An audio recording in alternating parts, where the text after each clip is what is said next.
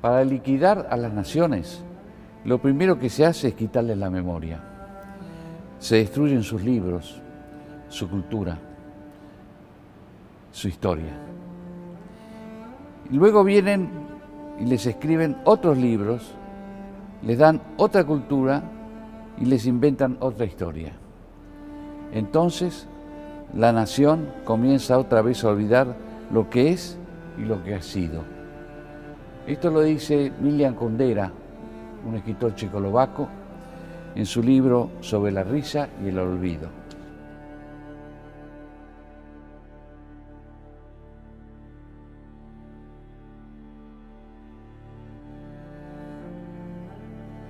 Soy Juan Bautista, ustedes me conocen como el Tata Joffre.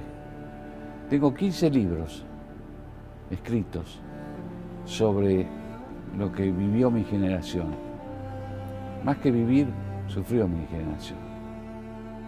Bueno, soy María Fernanda Viola, tengo 54 años, soy tucumana, soy hija de María Cristina Picón y de Humberto Antonio Viola, militar, que lo asesinaron en el 74. Era un domingo y como todos los domingos íbamos a almorzar a la casa de mis abuelos paternos y teníamos como una rutina. Primero íbamos a misa y después nos íbamos a comer los famosos ravioles de mi abuela Bebebo. Cuando llegamos a la casa de mis abuelos paternos, mi mamá, que cursaba un embarazo de 5 meses, baja a abrir la puerta del portón para que entrara el auto de mi papá y bueno, comenzaron las estampidas, tiros. Mi papá, como estaba María Cristina y yo en el asiento de atrás, baja del auto para resguardarnos y empieza a correr hacia la esquina de calle Ayacucho y San Lorenzo, y ahí lo rematan de un tiro en la espalda. Cuando lo matan a mi papá, que lo mató en el 74, era gobierno constitucional. O sea, no tiene nada que ver con el 76, porque mi papá lo matan en el 74. Todo era un griterío, caos. Salen mis abuelos, se van a fijar en el auto, en nosotras. Bueno, Cristina estaba muerta. Mi mamá me solía decir que tenía éramos coloraditas las dos, y cuenta que cuando le corren el pelo que tenía en la cara, tenía la cabeza destrozada. Y yo me había hecho pis, pero estaba viva. Por ahí hablan mucho de los derechos humanos y yo digo, los derechos humanos de mi hermana, que tenía 3 años, ¿a dónde están? Yo tenía 5. ¿A dónde están esos derechos humanos? Porque por ahí yo digo, bueno, mi papá era militar y bueno, tenía la vida jugada, pero ¿nosotros qué? Eso sí pienso y por ahí me da bronca. Un día me vienen a secuestrar y voy yo con un compañero mío que después desapareció, Néstor San Martino. Vamos caminando, paran 2 coches y era un Valiant blanco creo que era, y bajan y me agarran y me ataron a una rueda que a mí me da la sensación, porque estaba vendado, que era una rueda de un carro. Bueno, me surtieron y me dijeron que me iban a matar. Era la gente de López Rega. ¿Vos sos Luis Labraña? Digo, no, para un momento, yo no soy Luis Labraña. Luis Labraña que salió corriendo. Que sí, que no, dudaron. Me llevan, me dejan en el medio del basural, me sacan unos cirujas de ahí. Ahí estaba sellado mi destino en la Argentina. Tenía que salir del país, no tenía documentos, no tenía plata, hubo gente que juntó plata para que yo me fuera. Y de ahí partí a Europa. El país no resistía más. Muertos por todos lados, bombas cada 3 horas, secuestrados, asesinados. ¿Qué hombre puede ser revolucionario o humanista o humano poniendo una bomba vietnamita en el centro de la ciudad? ¿Qué es lo que sucedió? ¿Por qué nos construimos en monstruos? Después aparecieron los militares y también se construyeron en monstruos. Pero es que la guerra genera monstruos. No es que los militares fueran malos o nosotros fuéramos malos. Nos convertimos en monstruos. Y pasó lo que pasó. No fueron 2 demonios. Fueron 2 ángeles caídos. porque de ambos lados, peleamos por la libertad y peleamos por la patria. Yo creo que la historia acá en la Argentina se ha contado, o se ha mostrado una sola cara de la moneda, o se cortó la historia con un ojo tapado, que para mí, al contar una sola parte de la historia, no es historia, porque la historia tenés que cortar completa. Yo que lo veo de un lado, yo digo, ha sido una guerra. Ha sido una guerra donde ha caído gente inocente de ambos lados. Que si hay un listado de víctimas, que también haya un listado de víctimas del terrorismo. Yo considero que en mi caso, que soy víctima del terrorismo, no hay ni verdad, ni memoria y mucho menos justicia. No se contó de manera completa la historia por varias razones. Lastimosamente se hizo por plata.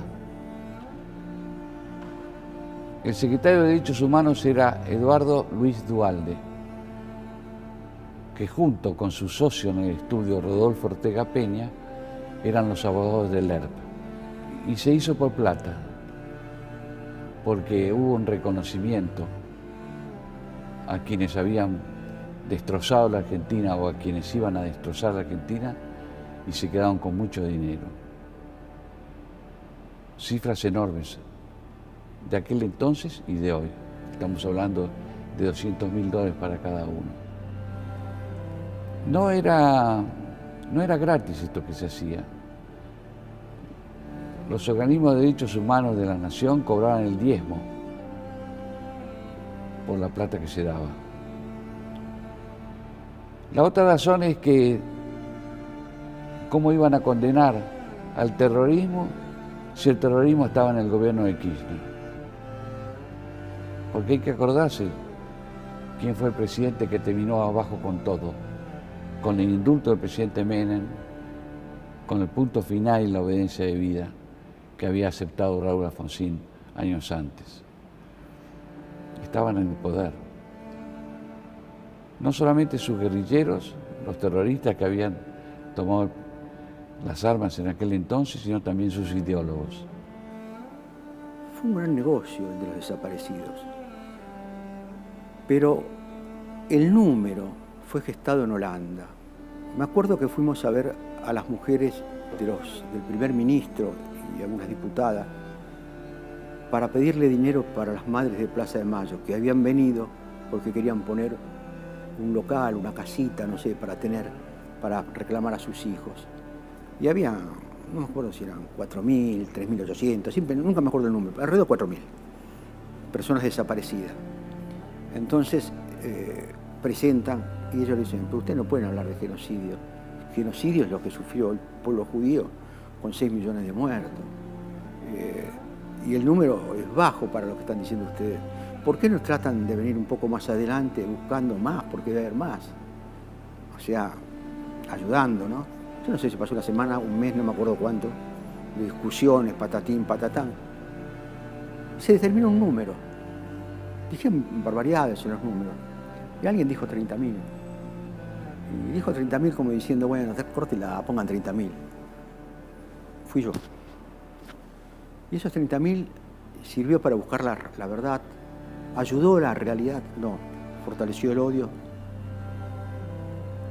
Y aparte comenzó a oscurecer la verdadera historia. No, señores, 30.000 fue falso, lo puse yo el número 30.000. Y nadie me lo puede discutir, ni nadie me lo vino a discutir. ¿Fue un error? No, en esa época no fue un error. ¿Se proyectó como error? Sí, claro, un gran error, porque fue una bandera, hoy en día una bandera, digamos, una bandera de la mentira, de la mezquindad. Y comenzaron a cortarme el rostro. Es decir, vos no podés decir que los 30.000 no son ciertos, porque son ciertos. ¿Cómo? ¿Vos me decís que son ciertos? Si vos estabas cuando yo dije eso. No, pero son ciertos. Digamos, ahí no me acusaban de facho, como me acusan ahora, sino que me acusaban de buchón. Hoy en día se sabe la verdad. Estoy orgulloso de decir la verdad. Mientras en el Estado los Kirchner se habían prohibido hasta los actos que hacían en homenaje a mi papá en el cementerio. O tengo una esperanza que se haga, no me importa, este año van a ser 50 años que lo han matado a mi papá. No sé si se haga justicia, pero... o que se haga justicia. O sea, la justicia que yo pido es reconocimiento moral. Yo me pregunto, ¿alguien se preguntó por qué una juventud culta, de clases medias, instruida y formada por un pensamiento cultural europeo, hijos o nietos de inmigrantes que hicieron la Argentina, por qué esa juventud se alza en armas y choca contra un muro y queda destruida? ¿Qué lleva a esa juventud a la guerra, a la muerte, al sacrificio? ¿Qué ideales? Entonces hay dos cosas, la influencia soviética por un lado y la influencia de Perón y Castro por el otro lado. Y yo creo que eso nos llevó a ese suicidio colectivo que fuimos nosotros y al desastre que hicimos, porque fue un desastre lo que hicimos. Ha sufrido mi familia, han sufrido muchas familias, pero creo que el dolor que tenía mi mamá por la pérdida de mi hermana no lo recupero más. Ella siempre decía, cuando vos perdés un hijo, así vengan 20 detrás de ese hijo, ese lugar de ese hijo queda vacío para toda la vida. Y yo creo que sí, que con la verdad completa se van a sanar muchas heridas. Tenemos que tratar de reconstruir a la Argentina. Yo creo que la Argentina tiene que poner un manto final, tiene que enterrar el féretro de esos años, pero para eso hay cosas que son necesarias, es decir, equiparar. Tendrían que, aunque yo no esté de acuerdo, porque no lo hice yo, tendrían que indemnizar a las víctimas, digamos, de la palabra, que es una palabra que me molesta, pero de la subversión. Se pueden sanar y curar las heridas del pasado. Entonces, la mejor manera que podríamos encontrarnos todos argentinos el 25 de mayo es que nos demos la mano y miremos todos juntos para adelante, con diferencias, pero miremos para adelante.